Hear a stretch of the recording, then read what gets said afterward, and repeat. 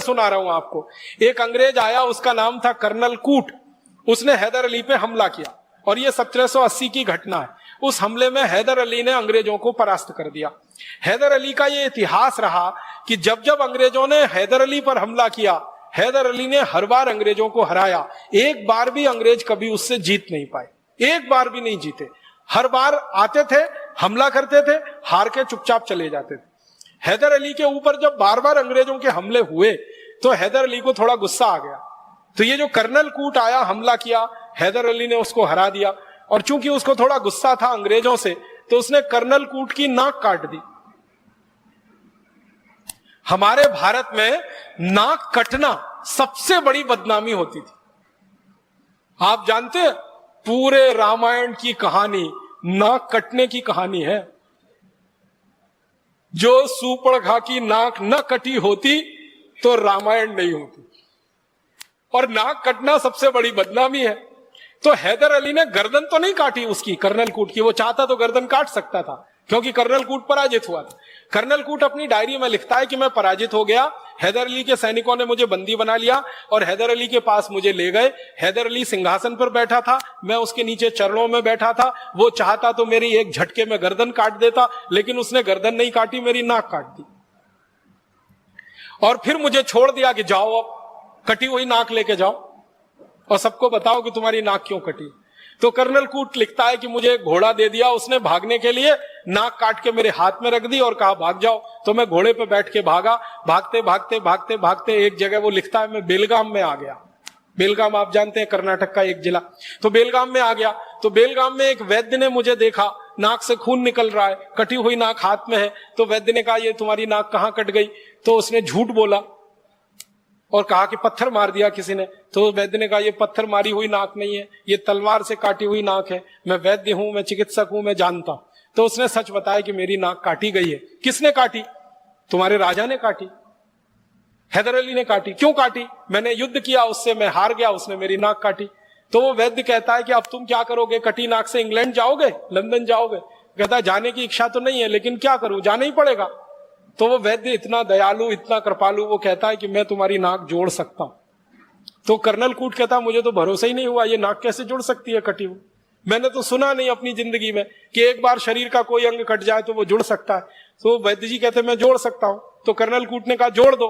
तो उसने कहा मेरे घर चलो। तो वैद्य जी उसको ले गया और ऑपरेशन किया। उस ऑपरेशन का 30 पन्ने में वर्णन, वो 30 पन्ने तो नहीं सुना सकता, अंत में सुना रहा हूं। ऑपरेशन सफलतापूर्वक संपन्न हो गया, नाक उसकी जुड़ गई। वैद्य जी ने उसको एक लेप दे दिया बना के और कहा कि ये लेप ले जाओ, रोज सुबह शाम लगाते रहना। वो लेप लेके चला गया। 15-17 दिन के बाद बिल्कुल नाक उसकी जुड़ गई। फिर वो जहाज में बैठ के लंदन चला गया। 3 महीने बाद वो ब्रिटिश पार्लियामेंट में खड़ा होकर भाषण दे रहा है कर्नल कूट, और सबसे पहला सवाल पूछता है सब अंग्रेजों से, आपको लगता है मेरी नाक कटी हुई है? तो सब अंग्रेज हैरान होके कहते नहीं नहीं, तुम्हारी नाक तो कटी हुई बिल्कुल नहीं दिखती। तब वो कहानी सुना रहा ब्रिटिश पार्लियामेंट में कि मैंने हैदर अली पे हमला किया था, मैं उसमें हार गया, उसने मेरी नाक काटी। फिर भारत में एक वैद्य ने मेरी नाक जोड़ी, और भारत के वैद्यों के पास इतनी बड़ी हुनर है, इतना बड़ा ज्ञान है कि वो कटी हुई नाक को जोड़ सकते हैं। तब उस वैद्य जी की खोज खबर ब्रिटिश पार्लियामेंट में ली गई और अंग्रेजों का एक दल आया और बेलगाम के उस वैद्य को मिला। तो उस वैद्य ने अंग्रेजों को बताया कि यह काम तो भारत के सब गांवों में होता है, मैं अकेला नहीं हूं, ऐसा करने वाले हजारों लाखों लोग हैं। तो अंग्रेजों को हैरानी हुई, कौन सिखाता है आपको? कहने लगे हमारे इसके गुरुकुल चलते हैं, उन गुरुकुलों में सिखाया जाता। फिर अंग्रेज वो गुरुकुलों में गए, वहां उन्होंने एडमिशन लिया, विद्यार्थी के रूप में भर्ती हुए, फिर सीखा। सीखने के बाद इंग्लैंड में जाकर प्लास्टिक सर्जरी उन्होंने शुरू की। और जिन जिन अंग्रेजों ने भारत में प्लास्टिक सर्जरी सीखी है ना, उनकी डायरियां हैं।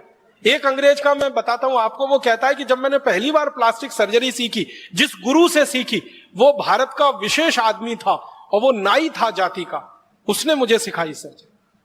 ध्यान देना इस बात पर, जाति का नाई, जाति का चर्मकार, जाति का कोई और। हमारे यहां ये ज्ञान के बड़े पुलिंदे थे, ज्ञान के बड़े पंडित थे।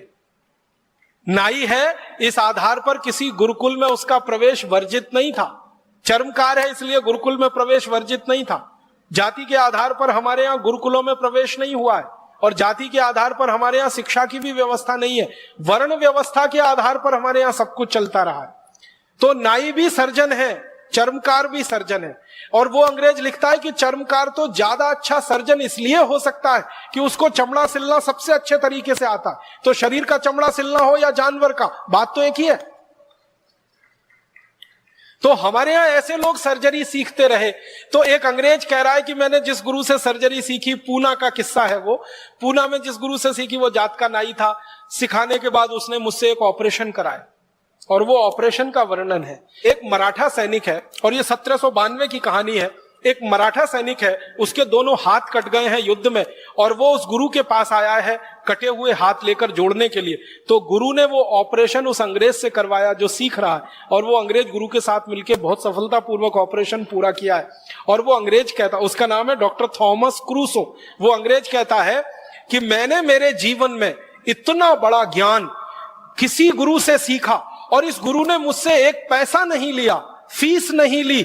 ये मैं बिल्कुल अचंभा मानता हूं, आश्चर्य मानता हूं। और थॉम क्रूसो ये सीख के गया है।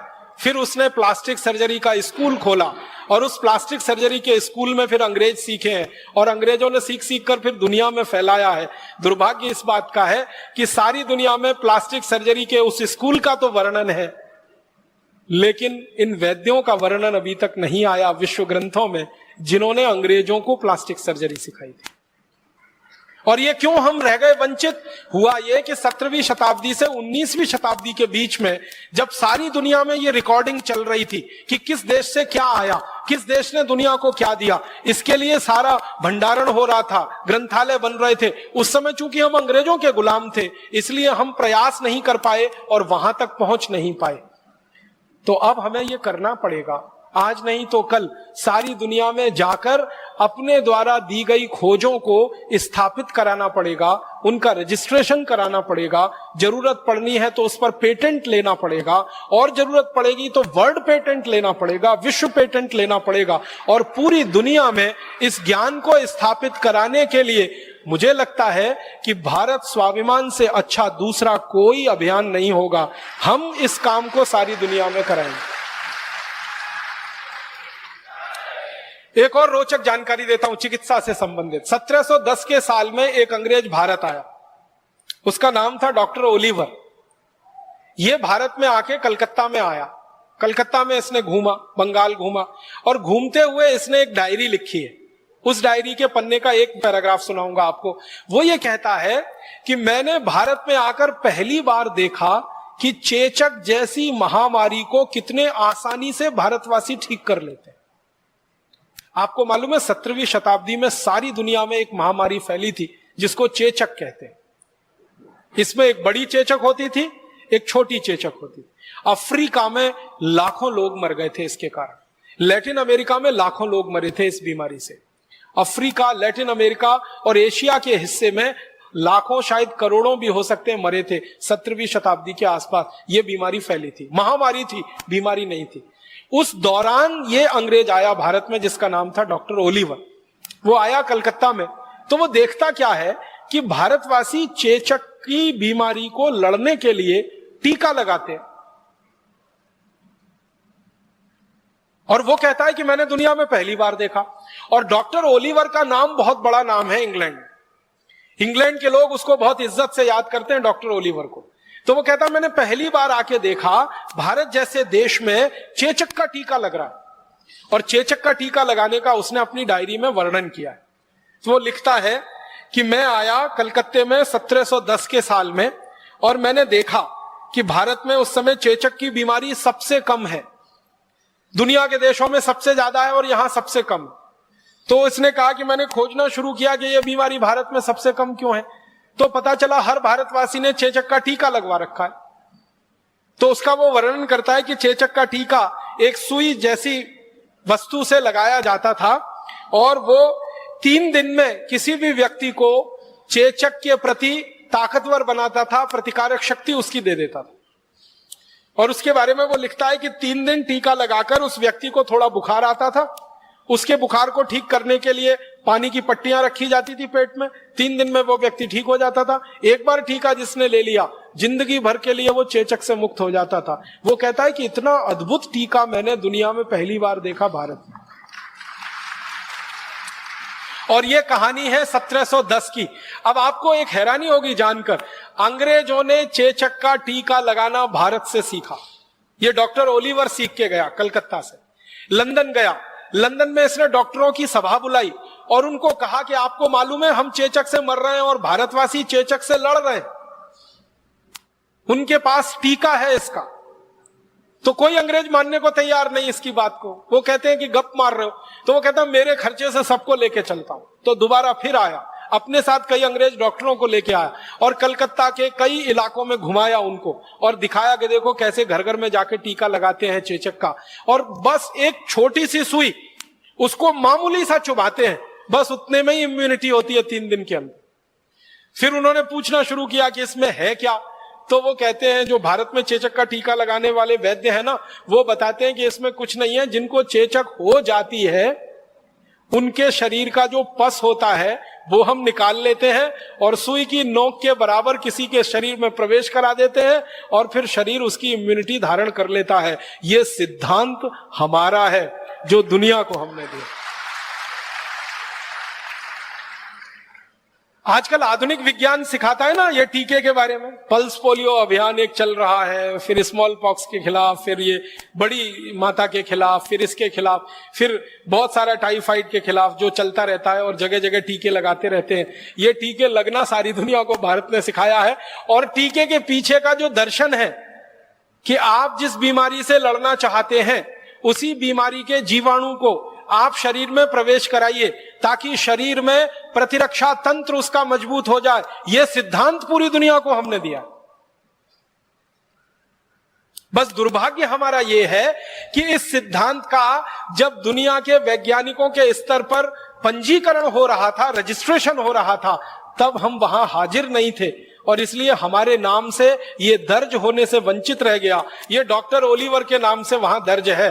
दुनिया भर के जो रिकॉर्ड्स है ना उनमें डॉक्टर ओलिवर के नाम से यह वर्णित है और डॉक्टर ओलिवर अपनी डायरी में लिख रहा है कि मैंने कलकत्ता में आके सीखा है इसको। तो डॉक्टर ओलिवर के पहले ये चेचक के बारे में अगर लिखना होगा तो उन वैद्यों के बारे में। और डॉक्टर ओलिवर अपनी डायरी में लिखता है कि ये जो वैद्य है इनको मैंने पूछा कि आपको किसने सिखाया, तो वो कहते हैं हमारे गुरु ने सिखाया। उनको किसने सिखाया, उनके गुरु ने सिखाया। तो कहता है कम से कम भारत में पिछले 1500 साल से यह टीका लग रहा है और यह बात है 1710 के आसपास। वो कहता है 1500 साल से कम का इतिहास नहीं निकलेगा भारत में चेचक के टीके का। और अंत में वो कहता है कि भारत के ये जो वैद्य हैं ये इनको प्रणाम करना चाहिए, इनका वंदन करना चाहिए, इनका अभिनंदन करना चाहिए कि निशुल्क रूप से ये सेवा देने के लिए एक एक घर में जा रहे हैं और लोगों को चेचक जैसी महामारी से बचा रहे हैं।